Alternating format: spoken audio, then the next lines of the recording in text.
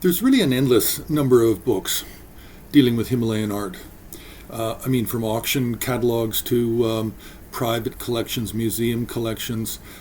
There's literally hundreds and hundreds and hundreds of books, mostly dealing with the art itself and the iconography. Very few books deal with the actual process of making paintings, making Himalayan paintings, patas, paubas, and thangkas.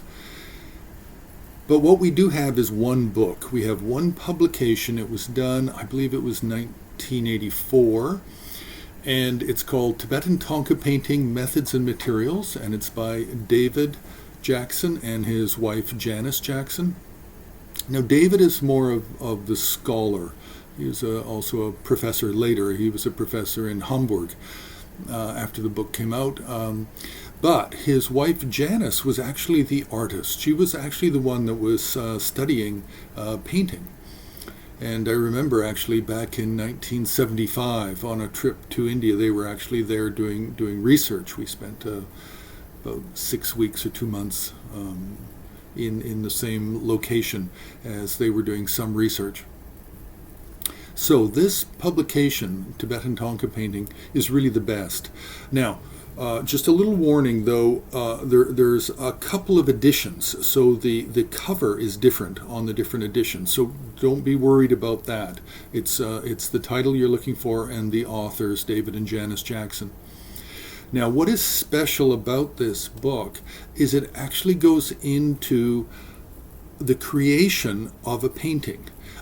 It deals with the fabric, the textile, and preparing it and smoothing it with a small stone, polishing it. It deals with the sketching. It deals with the theory of iconometric measurements. Now, this is the theory of placing down horizontal and vertical lines to try and create the most perfect form of a human or a Buddha, a female figure, a male figure, a wrathful deity. So it deals with the iconometric. Actually, it deals a little bit with even the texts. It mentions the texts, the original source text, the Tibetan and then the Indian in Sanskrit. It moves on to pigments and color, different ways of preparing the pigments. And of course, pigments change between East Tibet, West Tibet, Mongolia, Nepal. There's different availability for different colors. So this book also talks about grading, gradation, shading, and the finishing of the painting, which is usually done by a master if you're in a workshop. The younger students can fill in some of the colors, but the master actually finishes the actual painting at the end and opens the eyes, adds the gold touch. The gold touches, but you could have a student who will then polish the gold to make it shine. So this is really the only book. There are a few books in Chinese language and Tibetan language which deal with some aspects of painting.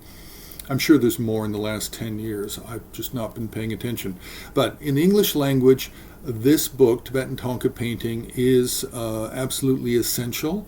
It reads a little bit like a textbook, and it's probably because it is very much like a textbook. But this is the most important and the only book really worth having at this time on methods and materials of Tibetan painting. So press the like button. You can subscribe. You can ask questions. You can make a suggestion of a book that you'd like to hear my opinion on. And you can also donate on the HAR website.